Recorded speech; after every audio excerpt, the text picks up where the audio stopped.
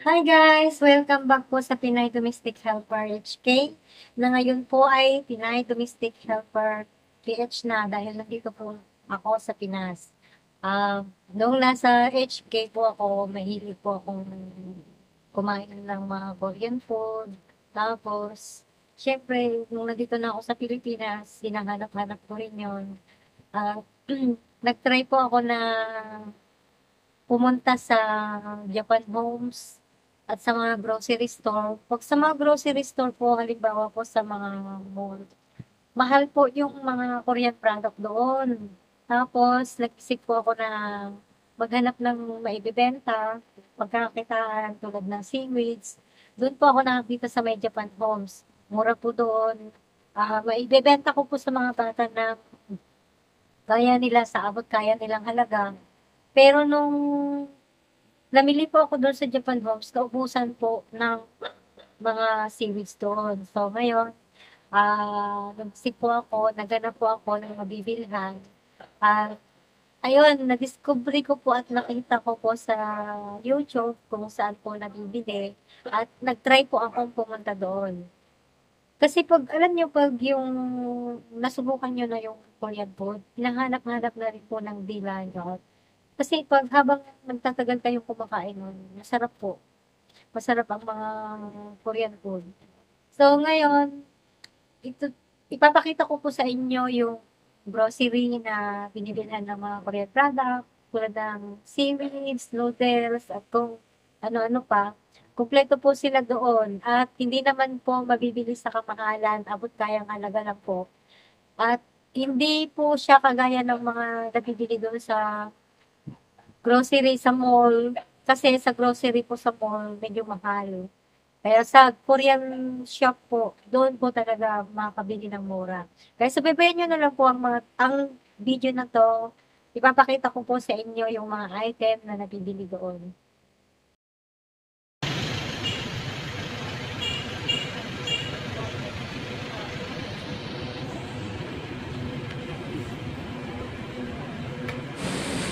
At ito na nga yung shop. Ito po yung Walmart. At ayan, papasok na po tayo guys dahil medyo malaki din yung grocery na to. Saka magandang mamili dito kasi kompleto sila. At mababait pa po yung mga staff dito. At ayan, nandito na yung mga drinks na lagi kong iniinom noon doon sa Hong Kong, yung mga yogurt. Ayan, yung mga banana flavor, strawberry flavor, saka yung mga, may shampoo din sila dyan, sabon panlaba, mga conditioner, at saka mga gamit pang kusina, mga panlinis, saka lahat po ng klase ng drinks, nandyan po. Marami din pagpipilian, saka yung mga chocolates nila, yan, at mayroon din pong mga bigas at gulay dyan, at saka yung itlog na product from Korea. Saka yan, nandyan po yung mga kimchi. Ayan, makikita nyo po yan, yung mga ginawa nilang kimchi. Tapos, andito rin yung mga binibili ko doon sa Hong Kong na kimchi na, na sweet and spicy na kimchi. Ayan, yan yung paborito ko na bilhin doon, ang sarap.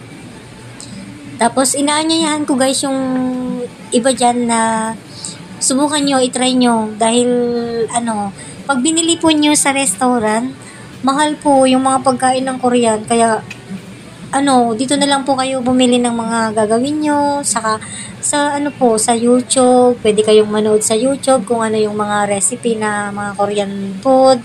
Dito nyo mo mabibili yung mga gagamitin nyo. Saka may mga ice cream din sila. Yan. Nandiyan yung mga Korean ice cream, mga frozen foods. Ayan, nandyan po. Marami po silang paninda. So, ayan, yun yung mga, mga gagamitin natin pang grill. Ayan, nakikita nyo dyan, yung mga lutuan na pang grill. Tapos, yung mga meat po na ginagamit sa mga grill, andyan din po, sa mga frozen. Ito yung bigas nila. Tapos, makikita nyo yung mga noodles, iba't ibang klaseng noodles. Ayan po, lahat po ng klaseng noodles ng Korean, nandyan po lahat. Lalo na yung mga spices, mga drinks, mga fruit drinks. At dito sa banda rito, andyan din yung mga mga alak nila. Tapos, mga cookies, chocolates, candies, mga gummies. Nandito rin po.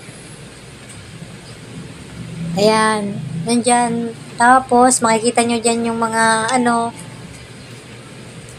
yung mga yan. Mga chichirya po. Lahat na po ng klase ng chichirya nila nandyan.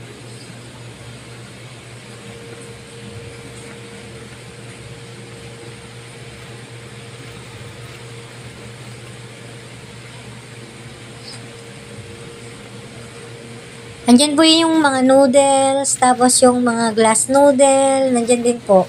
Ayan, yung mga dumpling nila, mga dim sum.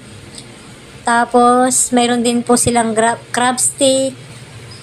Yan yung mga ginagamit po sa pang gimbap o kaya pang sushi, nandyan po.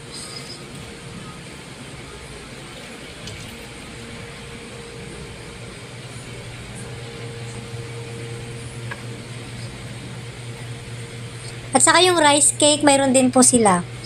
At saka yan, yung mga seasoning nila. Yun nga lang po, matuto po kayong magbasa ng Korean kasi hindi po English ang nakasulat dyan. Puro Korean words. Yun nga lang po, pag hindi ko po naiintindihan, ginagamitan ko po siya ng Google. Kasi sa Google, pipicturan mo lang yung nakasulat. Mababasa mo na sa English yung translation niya. Yan, nandyan po yung mga glass noodles. Yung mga Korean noodles. Tapos nandito rin po yung mga soy sauce ng mga Korean, yung mga ginagamit pang sushi, pang gimbap, nandyan po lahat. Tapos yung mga cup noodles, iba't ibang klase po. Lahat po ng klase po nandyan. At wala pong problema kung wala kayong cash. Kung mayroon kayong GCash, pwede rin po. At mayroon po silang naluto na gimbap.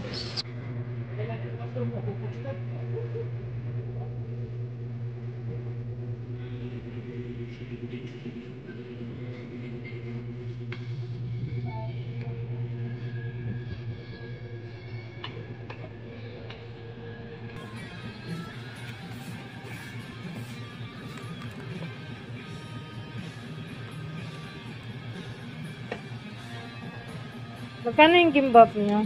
140, ma'am. Yan, napakaraming item po na mabibili sa grocery store na yon. At subukan nyo pong pumunta doon. Guys, dito lang po matatagpuan sa Don Antonio, dito sa may Commonwealth, tapat po ng Ever Cotesco. At ayan po, try nyo pong pumunta doon. Hindi po kayo mabibigo. Salamat!